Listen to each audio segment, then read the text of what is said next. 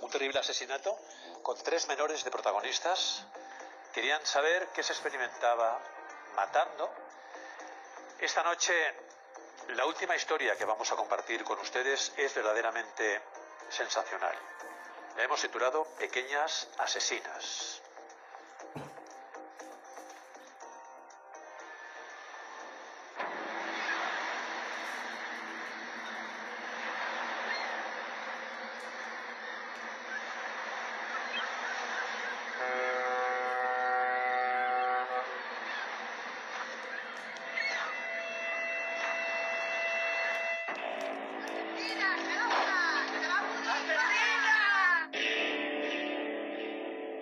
La localidad gaditana de San Fernando está conmocionada por este crimen al que resulta difícil encontrar explicación. El primer caso de asesinato que se juzga con la nueva ley del menor ha llegado hoy a los tribunales. La edad penal se retrasa desde los 16 hasta los 18 años. La máxima pena será de 1 a 5 años. La ley del menor debutó con un caso que yo creo que el legislador no lo tenía previsto de ninguna de las maneras, ¿no? ¡Cabrona, hijas de puta! ¡Venid para acá! ¡Que te vamos a matar entre todos, hijas de puta!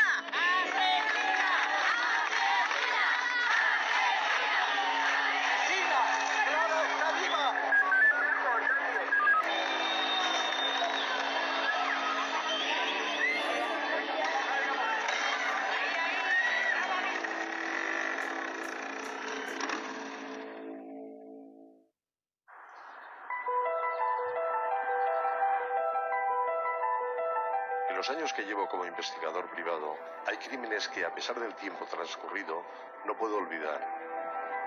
Han pasado ya 17 años, pero cada vez que visito este rincón gaditano, los nombres de Clara, Raquel e Iria regresan a mi cabeza.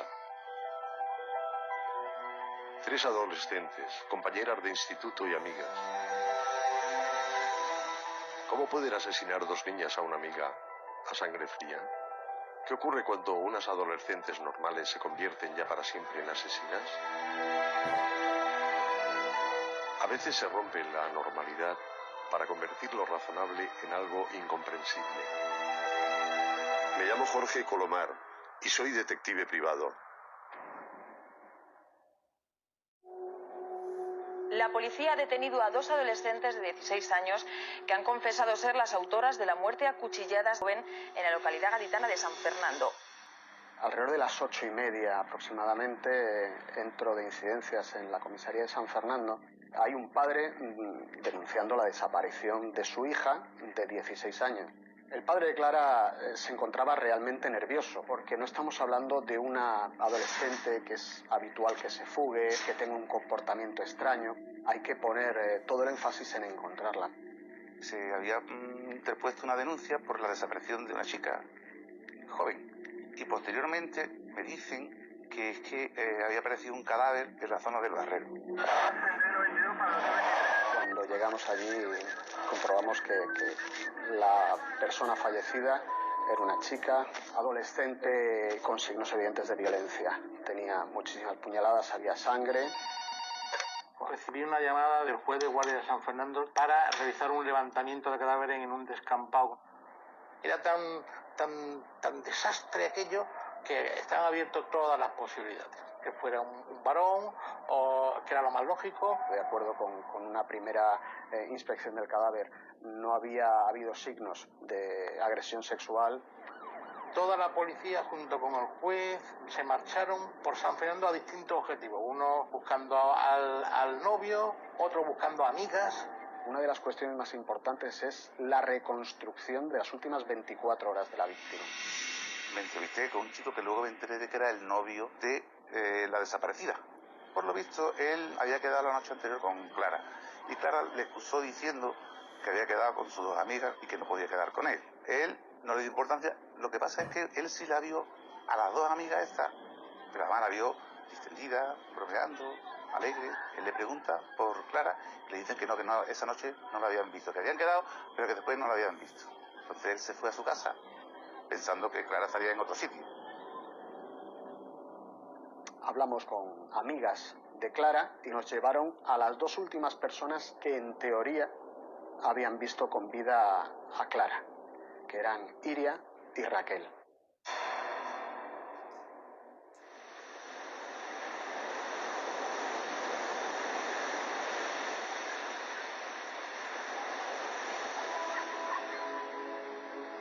Yo a las tres le vi algo especial.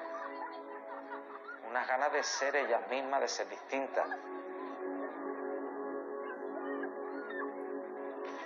Y les gustaba ser contestataria, rebelde, inteligente, ácida, suspicaces, ir un poco contra lo convencional, sobre todo lo convencional. Clara tenía una facilidad para conectar con la gente especial. Era una persona inteligente y madura y echada para adelante. Podía hablar con cualquiera de cualquier cosa, una persona extrovertida, una persona abierta, una persona amable, una persona madura. La verdad es que era un encanto.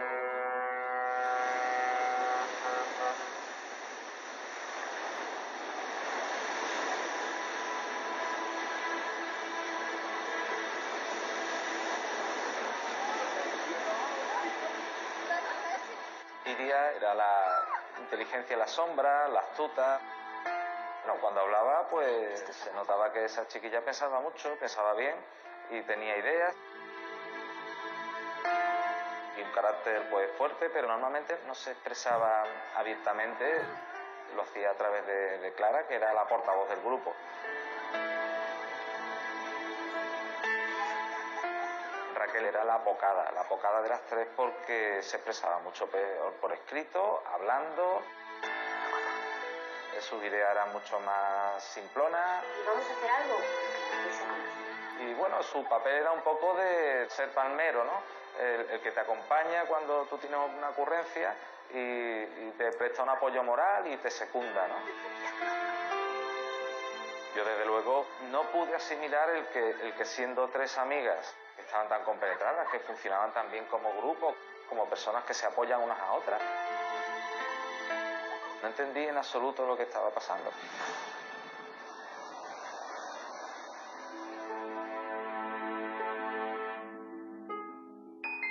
Era el primer año que yo daba clases. Era profesor de ética en aquella época. Yo creo que fueron las tres con las que más conecté de todo el alumnado al que yo daba clase. Siempre estaban juntas en un clima de mucha intimidad, de mucha amistad y un poco diferenciadas del resto de la clase. Puedo decir que las tres a mí me tenían mucho aprecio y yo le tenía mucho aprecio a las tres.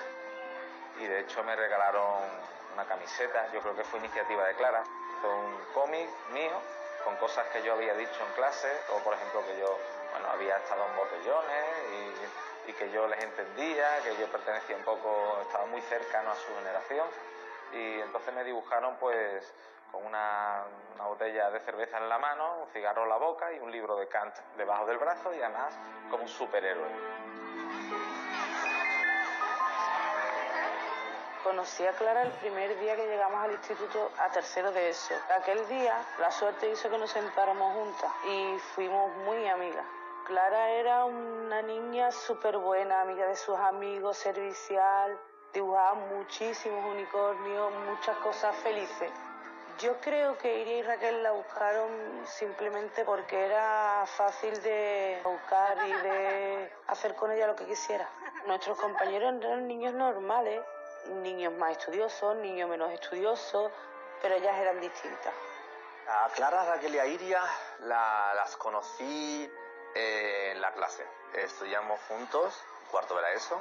Al principio Raquel y Clara estaban unidas y luego se metió Iria.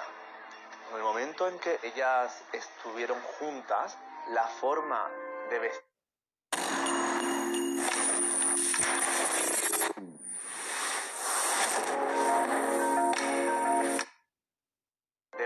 incluso de maquillarse empezó a cambiar, más radical, un poco más agresiva.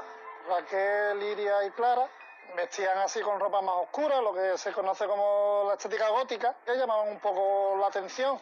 Siempre iban las tres juntas, no se veía que interaccionaran con otra gente.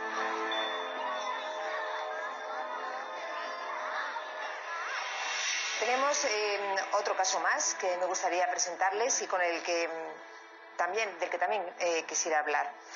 Se trata del caso de Clara García. Seguramente este caso lo recuerdan ustedes perfectamente porque es muy reciente. Nos acompañan aquí también José Antonio García Salado y María Casado, que son los padres de Clara. Muchísimas gracias a los dos por venir. Buenas tardes. Hola, buenas tardes.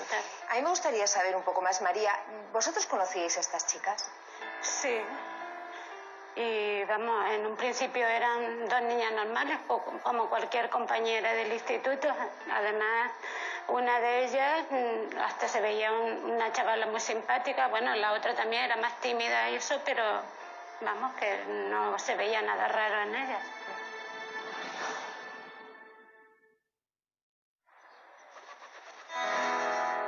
Raquel viene de una familia demasiado humilde. La madre siempre sola, siempre andaba en otros menesteres que no podían ser los de una madre. Para pagar la casa no tenía, pero para tener aparatos de música tenía de los mejores, porque ahí había una huelga siempre que no veas, grandísima. Tabaco y la cerveza, los litros de cerveza subían para arriba, como me lo decían los vecinos. De hecho, no tiene para pagar la casa, pero para comprar tabaco y música y todo. Raquel venía de una familia muy desestructurada. Un padre toxicómano, una pensión de 40.000 pesetas de aquella época. Raquel, cuando empieza a tener problemas, es a los 14 años cuando el padre reinicia la convivencia con la madre. Y entonces la personalidad de Raquel empieza a cambiar. Dependiente, sádica, así que necesita en aquellos momentos ser atendida por los servicios sociales del ayuntamiento en varias ocasiones. Iria viene de una familia muy bien colocada, una familia de militares de alto rango en San Fernando. Es una persona que está enmarcada en el mundo del esoterismo, de la brujería. Incluso hay familiares suyos que se dedicaban a hacer exoterismo y cosas así. Iria lo que desprendía era negatividad. Lo que provocaba era rechazo. Y emocionalmente le faltaba muchísimo, pero muchísimo cariño y afecto. Iria siempre fue una persona muy extraña. Hablaba muy bajito, le gustaba cosas de brujería, muy rara, muy rara. Pero, ¿quién era Iria? ¿Alguien la conocía realmente? En la vida de Iria todo tiene dos caras. Por un lado está esa chica tímida y silenciosa que dice sentirse incomprendida. Nunca fui una chica normal. Nunca jugué a las muñecas como las demás. Me dicen loca. Solo porque hago lo que me gusta. Loca porque realmente soy libre. Loca me llaman así porque ellos no serían capaces. Y por otro está Iria, la gata, como le gusta que le llamen. Una chica fuerte e inteligente que se siente muy superior a los demás. La máxima satánica es matar a las personas que te han dado la vida. Tus padres. Los peluches al llegar a mis manos perdían los ojos. La culpa no es de los juegos, la música, ni las películas, pues yo me confieso seguidora de todo esto y aún no he matado a nadie. Iria sabe manejar la curiosidad de sus... Todo gira en torno a ese mundo oscuro y demoníaco en el que ella se siente fuerte y poderosa. Ya me habían avisado de que ellas jugaban a ese tipo de juegos y demás. Me acuerdo que en una excursión, Clara me comentaba, oye Moisés, vamos a tomar algo. Y de repente sacan el juego. Nosotros nos gusta este juego y les gustaría participar y yo no quise entrar en ese juego. Jugaban a eso, al misterio. Pero es un juego a respetar, porque es un juego que lleva a hacer algo muy malo. Hacían muchas cosas de brujería, de juegos de estos satánicos. Hacía la ouija y que decía que Clara no era bruja, que no sé qué. Entonces las niñas que no estaban de acuerdo con ellas, pues se fueron retirando y quedaron ellas dos solas. Eran malvadas. Las cartas que se cruzan las tres amigas son una radiografía de su alma y de sus hechos. Ahí están sus obsesiones, sus sentimientos. Clara ya en estos últimos días no sale con nosotras, sale con sus amigas. Fíjate, a la pobre le ha comido el coco totalmente, pero conmigo no ha podido. Y por eso no me traga demasiado. Porque ellas dicen cosas y yo les digo claramente que no las creo. Me acuerdo un suceso que pasó. Había llegado de clase y escucho un grito, bueno, un grito no, una chica que habla bastante alto. ¿Y quién es? Clara. Clara que dice que no más y que no más. Yo intuyo que ella no quiere seguir en el juego, ella no quiere seguir el grupo, ella no quiere seguir en ese triángulo. A partir de ese momento, la relación ya no era 3, sino eran 2. Y eso a Iria le frustró. Era un fracaso haber perdido a esa persona. El nudo entre las 3 amigas se deshace. Clara es el cabo suelto que desea respirar por sí misma. No quiere formar parte de esa cuerda que la ahoga y se estrecha como una soga. Por eso se va, aunque no del todo. La relación se queda prácticamente en el instituto. Bueno, en ese año se habían distanciado mucho, Clara se había sacado novio, el grupo se había roto. Clara estaba muy feliz, salía con un chaval que lo quería mucho. Sin Clara en el grupo, la locura se dispara. Es entonces cuando Iria y Raquel empiezan a escaparse de la realidad. Crean un mundo aparte con reglas propias, donde solo existe la brujería, el terror y la muerte.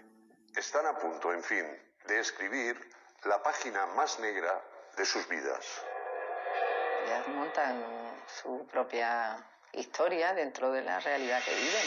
Eran 2 adolescentes jugando a que somos capaces de hacer cosas que nadie hace sin que ningún adulto se planteara esto aquí que está pasando, ¿no? Llevaban tiempo desarrollando ideas de querer saber qué se siente cuando se mata. En toda la documentación que tenía Iria, el registro de su casa, llevaron el ordenador de ella y bajo entorno MS2, es decir, oculto para el sistema Windows, existía una serie de cuentos tremendos. Existía 30, 35 cuentos, la mayoría de ellos gore, con historias de asesinos. Había uno particularmente escrito 3 meses antes que describía justamente lo que iba a pasar, lo que había sucedido. Eran 4 amigas que se juntan, que hacen una vida de brujería, de poder, y una de ellas se separa y entre las otras 3 deciden matarla.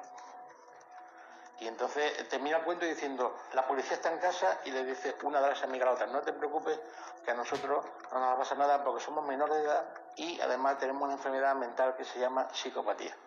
Eso está escrito 3 meses antes de morir Clara. Hola, Raquel. ¿Quieres matar? Lo haremos. Solo dime a quién. El tema estaba planificado, completamente planificado. Ellas pensaron en matarla y ejecutaron. Aquí no hubo ningún condicionante psiquiátrico, ningún trastorno mental, ni nada por el estilo. Yo recuerdo que dentro de la documental que la policía encontró en el registro, yo creo que había unas páginas de la revista Pronto que hablaba de la ley del menor y tal, y estaba marcado con un círculo rojo que ponía, en caso de homicidio y asesinato, 5 años. Eso estaba marcado. O sea, ellas sabían que el máximo que le podían cascar eran 5 años.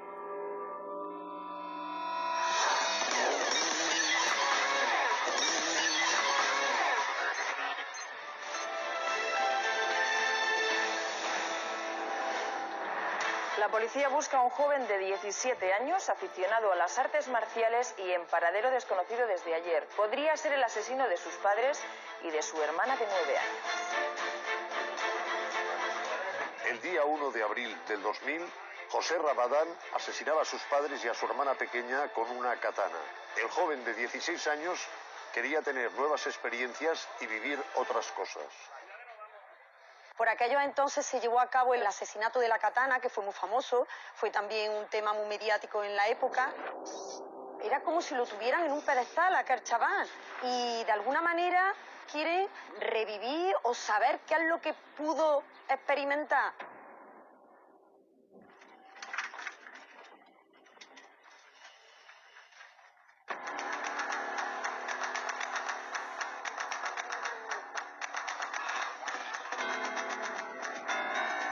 Para poder confirmar si Clara estuvo con ellas la noche anterior, la policía va a buscarlas a su domicilio.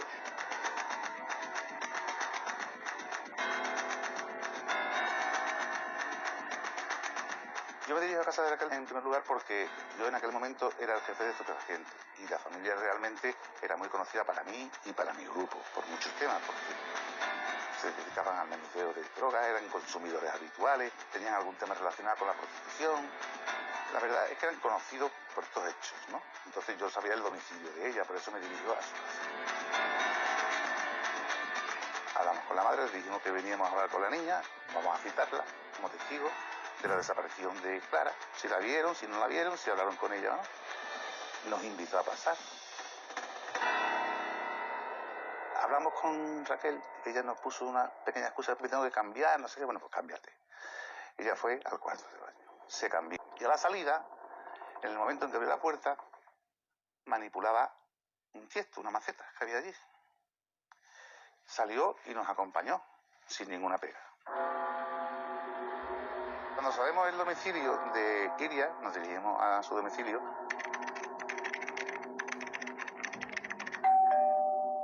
Ella nos abrió y, vamos, era notorio que tenía un corte en el brazo, tremendo. Le preguntamos qué le había ocurrido y ella nos dijo que se había cortado con un vaso. Al momento llegó la madre, a quien le dijimos lo mismo, que estábamos investigando y que necesitábamos que su hija nos acompañara a comisaría. Pero claro, una vez que está en el domicilio, lo que hace es mirar y lo que ves son la ropa tendida. Entonces te acuerdas de que alguien dice, concretamente Alejandro, creo, el novio, las veo sucias y la ropa tendida. Una amiga de las niñas nos había dicho, bueno, pues que... Que comience el show. Quiero listos los extratiernos del pozo. ¿Cómo están los escalopines de lomo? ¿Listos? ¿Las pechugas de pollo extratiernas? Aquí recién traídas. El pozo. Que esa noche habían visto a Raquel y a Iria y que en concreto a última hora, sobre las 12 aproximadamente, habían visto además a Iria con un peto manchado, como de barro, y que eso le había llamado mucho la atención. Bueno, como se sabe, si tiene conexión una cosa con otra, no dices nada tampoco, te la llevas. No teníamos absolutamente ningún elemento indiciario que nos dijera que ellas habían sido las autoras, tan solo eran sospechas. Cuando llegaron a la comisaría intentamos tomarles una declaración por separado. Con Iria estaba el jefe de la brigada local operativa y el forense que había acudido precisamente porque Iria tenía una herida evidente en un brazo. Observé que esta tenía un vendaje en el brazo derecho y le pedí que se lo descubriera.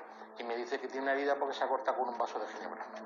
Cuando se lo descubrió, observé que había una herida por arma blanca de iguales características a muchas de las que tenía la fallecida.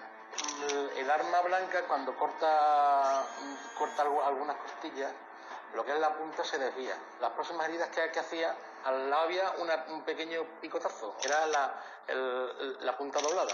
A partir de ese momento las heridas eran muy significativas, porque eran todas iguales. Esas heridas las tenía tanto la fallecida como el brazo de Iria. Entonces en ese momento le digo yo a Iria, esta herida es igual que muchas de las que tiene tu amiga Clara.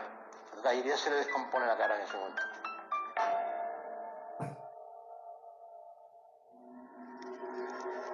Raquel fumaba compulsivamente. Estaba alterada cuando hablaba de lo que habían hecho durante las horas que le pedimos que nos reconstruyeran esos momentos con Clara. Y de vez en cuando me preguntaba que dónde podía estar Clara. Y yo también le preguntaba, digo, bueno, ¿y tú qué sabes de Clara? ¿Dónde puede estar Clara? Me contaba que habían estado con ella, que habían quedado, que habían estado bebiendo, habían dejado a Clara y se habían marchado a la ladrillera. Hablamos de muchísimas cosas y en un momento dado ella llegó a preguntar qué podría pasarle al que hubiese matado a Clara. En ese momento, todas las alarmas saltan. Manifestó que ellas habían matado a Clara. Lo dijo en plural. Nosotras hemos matado a Clara. Tras eso, yo me levanto, me voy al otro despacho donde están el inspector jefe y el forense y a ambos les digo que no hace falta hacer nada más, que hay que leerle los derechos a Iria que Raquel ha confesado. Entonces, cuando le digo yo, si quieres contarme algo, es el momento, porque el arrepentimiento, la colaboración espontánea son atenuantes, digo, y sería bueno que colaboremos. Y entonces me lo cuenta. Me cuenta cómo pasa todo.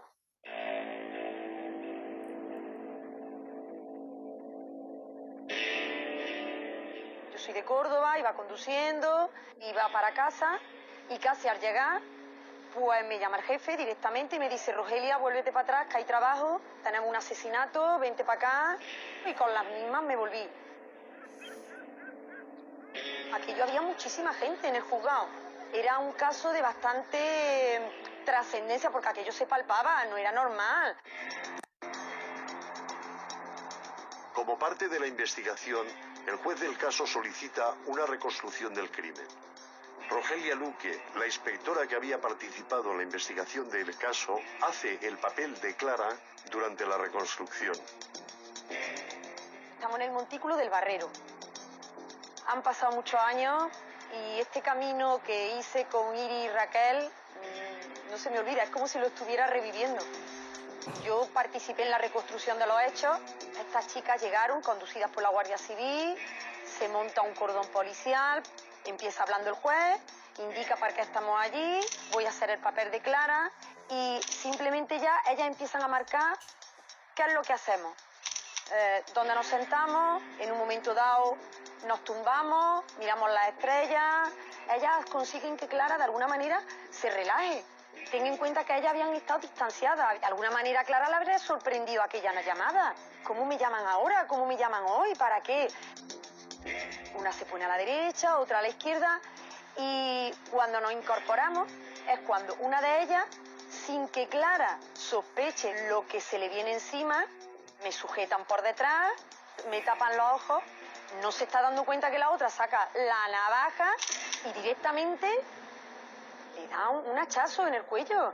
Es cuando en aquel momento pues ya una se levanta, otra se mueve, cómo empiezan a pincharle y madre mía, son muchísimas las veces que pinchan aquel cuerpo, entre súplicas de Clara, que le está diciendo dejadme que me vaya. Iria era la que le iba indicando un poco a Raquel que tenía que seguir, sigue. Yo creo que la palabra sigue. Tenían pudor en aquel momento de todos los que estábamos allí en indicarnos cuál fue su actitud o reiteradamente cómo se dirigían sobre el cuerpo de Clara para seguir apuñalándola porque seguía con vida. Yo no lo noté. Sinceramente, yo no tuve esa sensación de que ellas se cortaran a la hora de relatar lo que allí había pasado. Yo había estado en la autopsia, había visto su cuerpo, había visto los cortes, cómo aquello había acabado en una carnicería. Es un poco ponerse en la piel de Clara, que tuvo que sentir aquella joven. Se te pone un poco la piel de gallina, ¿no?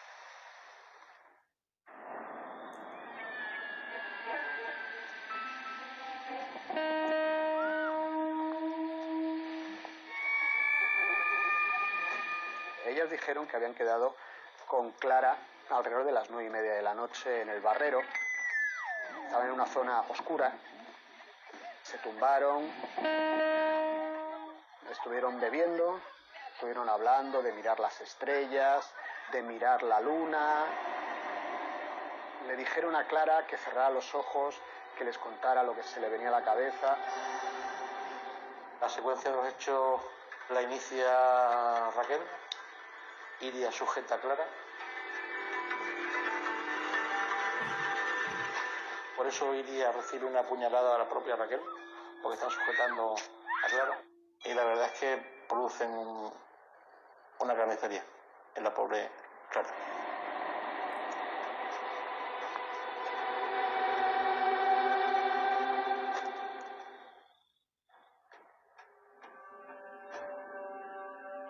Iria lo que quería era transmitir qué había sentido cuando escuchaba el sonido del cuchillo entrar en la carne, cómo la sangre corría por su piel, una sensación de, no de éxtasis, pero de satisfacción, diría yo, ¿no? Yo estoy con ella un rato grande, escuchando otro relato, y cuando ella termina, dice ella, estoy cansada. Digo, siéntate porque no he dormido casi nada. Se sienta en el sofá, se echa a dormir en el sofá. Cuando se le toma declaración a a ambas niñas. Nos dicen que lo de matar a alguien ya lo habían intentado y que lo habían intentado en el centro comercial Bahía Sur. Empezamos a indagar y preguntando a los vigilantes, unos días antes, una empleada de una tienda, al entrar en el aseo del centro comercial, vio a dos chicas jóvenes sentadas en la encimera y que desde el principio ella se notó como amenazada. No dejaban de mirarla, le cerraban el paso de salida y abandonó el aseo con muchísimo miedo. La vigilante, que estaba además de servicio esa mañana, se acercó al aseo, comprobó que efectivamente había estas dos niñas dentro del aseo, preguntó que qué hacían allí, le dijeron a la vigilante que estaban esperando a una amiga y las echó. Estuve hablando con una compañera, me dijo que se sorprendió mucho porque a ella le cuadraban muchas cosas. Una de las cosas es que entre risas decían, jolín, que casi la semana pasada matamos a una embarazada en el Bahía Sur, jajajaja. Pues se lo tomó de broma, ¿no? Como que en qué cabeza cabe que alguien se va a creer semejante cosa, ¿no? Pues fíjate tú que era verdad. Ambas actuaciones estaban pensadas, premeditadas y con un objetivo fundamental, matar. No se puede hacer con alguien desconocido y tal. Bueno, pues vamos a hacerlo en otro sitio en el que nos aseguremos el resultado. Tras la confesión se solicitan mandamientos de entrada y registro en los domicilios de las dos autoras confesas de los hechos. Vamos a casa de Raquel. En ese registro encontramos cosas que eran espeluznantes. Es decir, ves una ouija, ves manuscritos. Encontramos más de 20 libros de contenido esotérico, de contenido macabro, tétrico, muchos vídeos, y encontramos una cajita donde había una vela negra, había un ángel en posición con las manos cortadas y unas cartas del tarot que simbolizaban la torre y la luna. Y tengo que recordar que a Clara, en su ámbito de amistades, le decían luna. Si tú te pones a pensar un poco, esas dos cartas las trasladas al escenario del crimen y puede ser coincidente. Existía la torre, que era el observatorio de Marina, y la luna. Y la otra carta, muerte, la carta de la muerte. Empieza a devanar un poco y te dan las cosas casi hechas. La navaja la encuentra la policía en el registro que se hace posteriormente. Me la traen, hicimos una serie de mediciones con esquemas especiales que pudimos determinar la anchura que tenía el arma. Anchura que coincide con el arma que se nos exhibió. En el domicilio de Iria, nada más entrar, yo recuerdo ropa colgada, porque se veía, había una ventana abierta y se veía ropa colgada. Coincidía precisamente con las ropas que alguien nos había dicho que llevaban las niñas.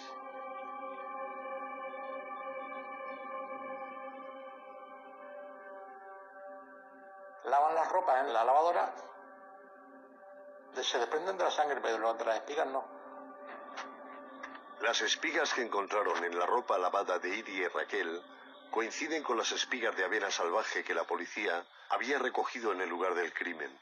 Fuimos a la habitación de Iria y de allí, bueno, pues cogimos cuadernos, libros, CDs, una CPU, y en uno de los cuadernos pudimos ver lo que era una coartada perfectamente preparada con tramos horarios, que además coincidían con los que nos había dicho Raquel un rato antes en la entrevista.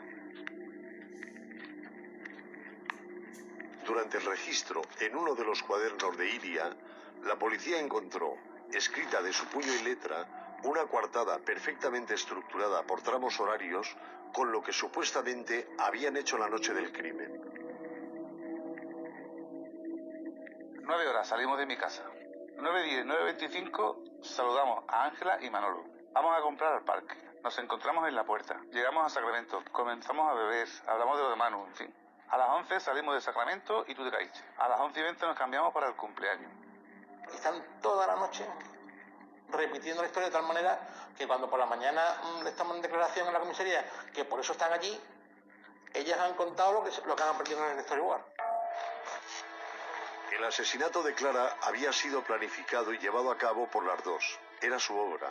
La muerte había unido sus vidas para siempre y a partir de ahora, pasara lo que pasara, siempre estarían juntas. Más que un pacto, era un compromiso de amistad. Se tenían la una a la otra y lo que le pasara a una le iba a pasar a la otra. Eso no fue una cosa casual, eso fue premeditado. Encima tuvieron reparo en contar y decirle abiertamente lo que habían hecho y cómo lo habían hecho y por qué lo habían hecho. El adolescente tiene un problema de identidad, busca su autonomía, el ser uno mismo, el ser diferente. Recuerdo que un psicólogo amigo mío decía, desde luego si tienen algún problema de identidad ya no lo tienen, ya han dejado de tenerlo porque ahora tienen una identidad, ahora son asesinas. Algún día la vida te castigará lo que... Te vas a acordar de mí toda la vida porque voy a ser tu ¡Asesina! ¡Clara está viva!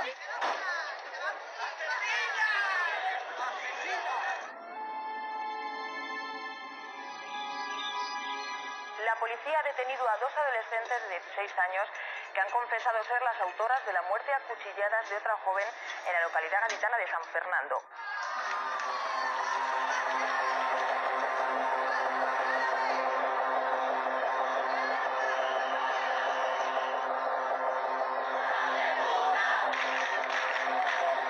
Tuvo una discusión, las dos con Clara, luego por visto arreglaron y luego ya pasó lo que pasó.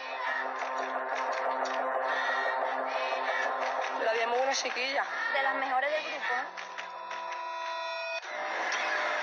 El shock fuerte fue estar en la playa en Cádiz y tener el diario de Cádiz en las manos, abrir la página allí donde sale la noticia de un asesinato, Clara García, y digo, no será Clara García. ¿Quién será esta Clara García? Barrero, San Fernando, Isla de León. Y bueno, y en ese momento lo que es notar un sudor aquí por la espalda, los vellos de punta y no entender nada. Las dos chicas tenían perfectamente planificado y decidido cometer un crimen y ya realizaron algunos intentos antes de consumarlo con Clara. Estaba en casa de mi hermano y empezamos a ver la tele y yo nada más que ver las caras de las personas que estaban saliendo, sí, Raquel, Iria, no sé qué, Clara García, me puse las manos a la cabeza y yo, ¿pero esto qué es? Las dos chicas detenidas por el asesinato de Clara García en San Fernando, Cádiz, han ingresado esta misma noche en la prisión Puerto 2 del puerto de Santa María. Pensé que me podía haber tocado a mí. Acojona porque te dice, tu coño, que lo he tenido tan cerca y no te das cuenta. Según algunas fuentes, las jóvenes habrían declarado que lo hicieron para buscar nuevas experiencias y sentirse bien. Al parecer, la asesinada se separó del grupo al empezar a salir con un chico, lo que no habría sido bien visto por sus amigas.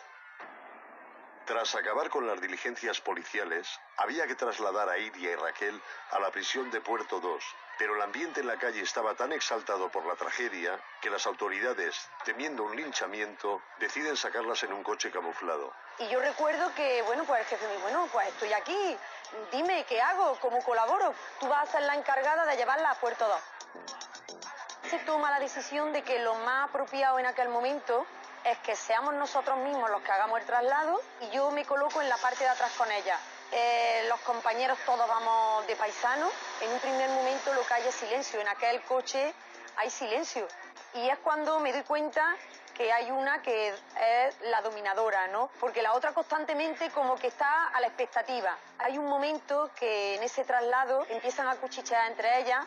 Yo iba en un lateral y automáticamente empiezan a reírse. Acaba de suceder un hecho que vosotros sois presunta autora de ese asesinato.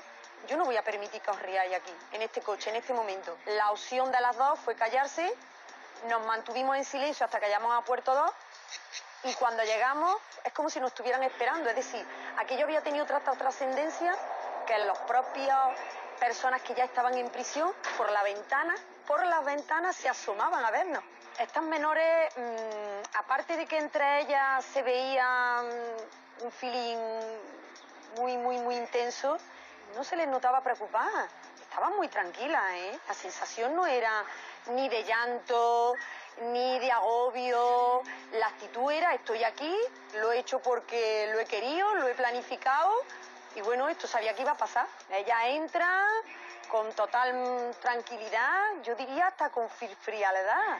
Lo que ellas habían buscado Cuando planificaron aquella muerte, lo habían conseguido.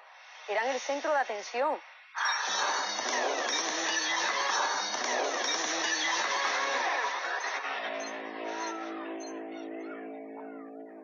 Cuando llegamos el lunes al instituto, por la mañana, se respiraba el dolor en el ambiente y nuestra jefa de estudio fue clase por clase diciéndonos que estábamos de luto y era totalmente espeluznante el silencio y el respeto que se vivió entre gente tan joven.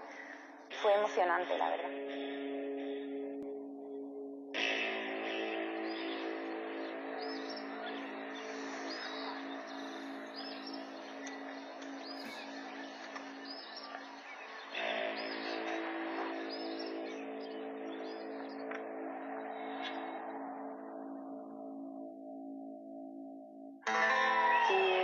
Hasta todo el San Fernando las mata, vamos. Se abalanzaban contra ella. Lo decían una y otra vez. Dice, es que si salen a la calle es que la matan, es que la matan, es que la matan. La familia de Iria se fue de San Fernando. La de Raquel no tenía medios económicos. Se tuvo que quedar aquí, claro.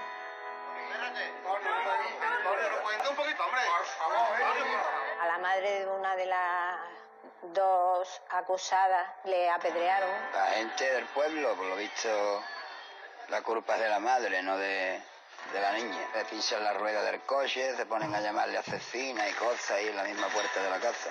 Yo por aquel entonces vivía muy cerca del instituto y Raquel vivía por la misma zona. Cuando ocurre esto con Clara, había hasta pintadas en la fachada de asesina, de... Esa era la palabra que había, asesina, madre de asesina. La ponían tan culpable como a la hija. Ella han perdido su juventud, la que ha perdido más ha sido la chiquilla, porque ya no le pueden devolver la vida. Y solo puedo decir que lo siento mucho y que le doy el pésame y que lo siento mucho, que le doy mucho el pésame a la familia. Eso es lo único que puedo decir. Al muy poco tiempo de esto ocurrir, se fueron de casa. La familia de Raquel la trasladaron aquí, porque en la vivienda que estaba antiguamente no podía estar. La trajeron por la noche y ese día no se dieron cuenta los vecinos. Yo sí lo sabía. Y fueron días muy malos, fueron días de mucha presión.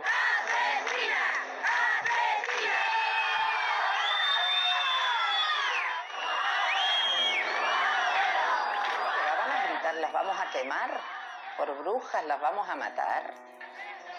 La reacción que la población tenía que haber tenido, tenía que haber reflexionado qué estamos haciendo con nuestros niños, con nuestros adolescentes, dónde voy si tengo un adolescente con problemas, un adolescente raro que juega cosas raras y que dice cosas inquietantes, ¿no?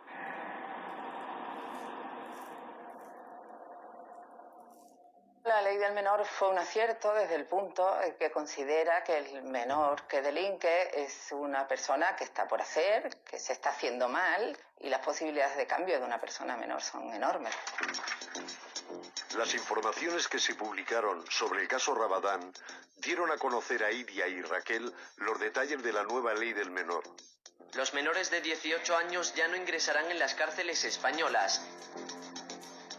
La ley del menor se la criticó muchísimo porque, hombre, debutó con un caso que yo creo que el legislador no lo tenía previsto de ninguna de las maneras, un caso horrible. Este asesinato fue planeado para que esa ley del menor se le aplicase a ella, es decir, que sabían que iban a cumplir nada y no en un centro penitenciario, sino en un centro de reforma de menores.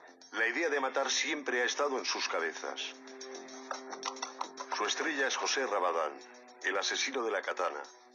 Este joven es el empujón definitivo. Le escriben cartas rindiéndose a sus pies. Él ha llevado el videojuego a la realidad. Por eso le veneran.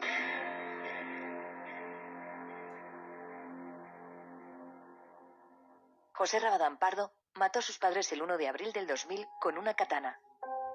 Si los jóvenes asesinos como José Rabadán Pardo hubieran estado en otras situaciones, tanto en su hogar como fuera de él, ¿lo habrían hecho? Intentaron contactar con Rabadán, el asesino de la katana, que era su ídolo. En la habitación de Iria también encontramos el número de teléfono y la dirección del centro penitenciario en el que estaba ingresado José Rabadán Pardo. La gasolina la tenían y les faltaba únicamente el mechero. ¿Recibió José Rabadán las cartas de Iria y de Raquel? La respuesta es sí. Hola, José. Puede parecerte raro que te escriba esta carta. La razón por la que te escribo es porque no creo que estés loco. ¿Por qué deberías estarlo? Supongo que lo hiciste porque tenías tus motivos, pero me gustaría saber qué se siente cuando matas. Lo admiro porque pudo hacerlo. No está loco, es único. ¿Nos casamos? ¿Te quieres casar conmigo? Sí, nos casamos.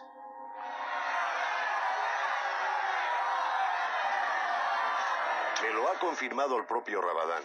Según sus palabras, esa correspondencia le llega después de que las jóvenes de San Fernando cometieran su asesinato. Ya era tarde, demasiado tarde, para frenar aquella noche de violencia. El hombre que en su día, siendo un joven como ellas, acabó con la vida de su familia, me asegura que de haber recibido esas cartas antes del suceso, les habría aconsejado que nunca.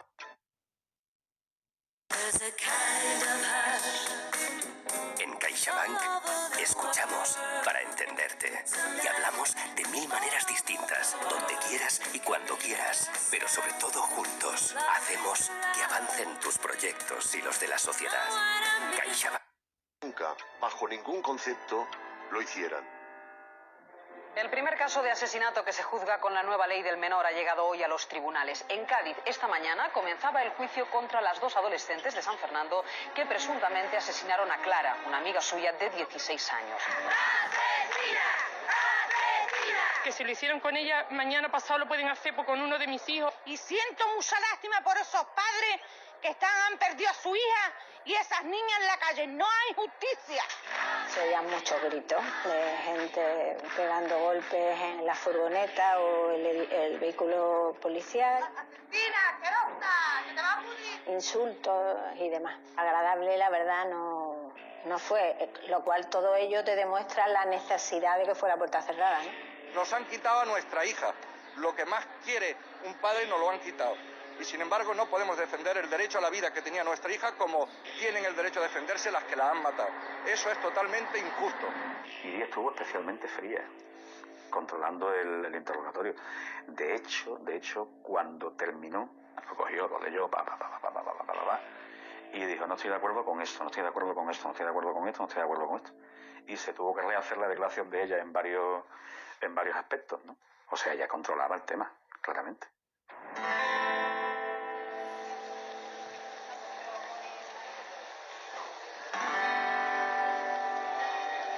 José Antonio batalló muchísimo por el tema de la modificación de la ley del menor en el aspecto de duración de las medidas. Nuestra hija ha muerto, pero no era nada, ni nosotros somos nada, para las leyes y para la justicia. Esta ley, pues, nos deja totalmente en un estado de ansiedad y encima la impotencia de no poder hacer nada por lo que tú más querías. La pena de muerte, y si no, cadena perpetua. Es lo único que digo, que esos padres se han quedado sin una criatura. Eso es de vergüenza. Una de ellas, mientras hablaba, la impresión que a mí me dio era que pretendía agradar, y cuando tú no la mirabas y ella te miraba, no era esa la expresión que tenía, ¿no? Era una expresión más bien de desagrado hacia ti, ¿no? Recuerdo que estaban abajo en Calabozo, estaban las dos cantando, pero eso podía ser una forma de afrontar lo que se les venía encima. La cuestión que nos planteamos era no generar más alarma con el juicio, ¿no? ¡Inocente! ¡Cabrona! ¡Hijas de puta! ¡Venid para acá! ¡Que te vamos a matar entre todos, hijas de puta!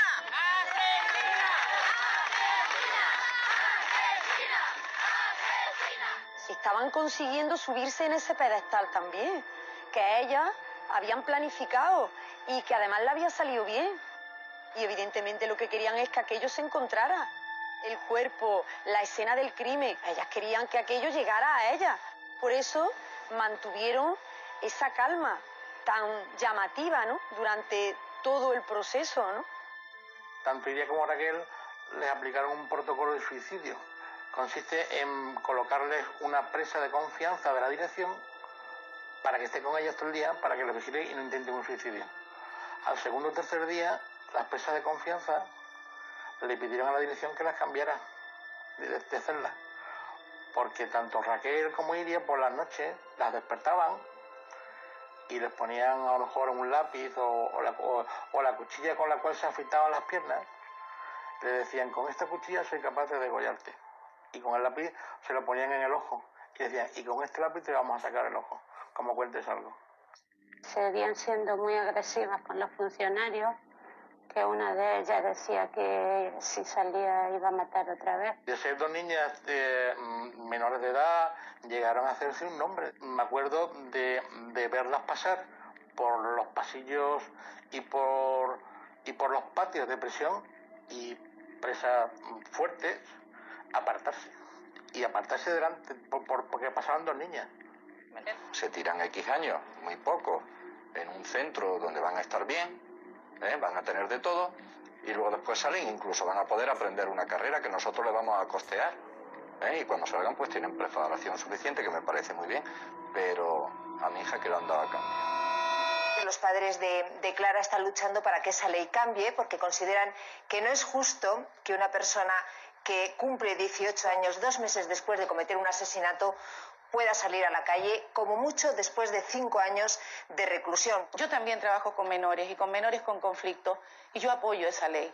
Me parece correcto que esta sociedad reeduque a las personas que han cometido eso, porque son niños. Pero en este caso, no sé si son adultas. Una cumplió 18 solo déjame años terminar. ya, eso no es de ser niña. En este caso, déjame terminar.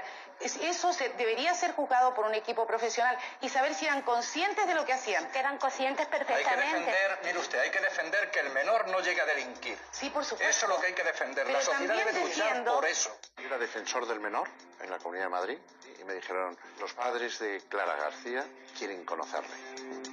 Y se me solicitó que intentase explicarles cómo era posible que su hija no volviera a vivir y que sin embargo las dos asesinas pues salieran en poco tiempo, 6 años. Los jóvenes, los adolescentes a veces pierden el contacto con la realidad, lo cual no quiere decir que no sean responsables de sus actos. La ley de responsabilidad penal del menor no es la culpable de este hecho. Las leyes nunca son las culpables. Los cuchillos tampoco son los culpables, son las personas.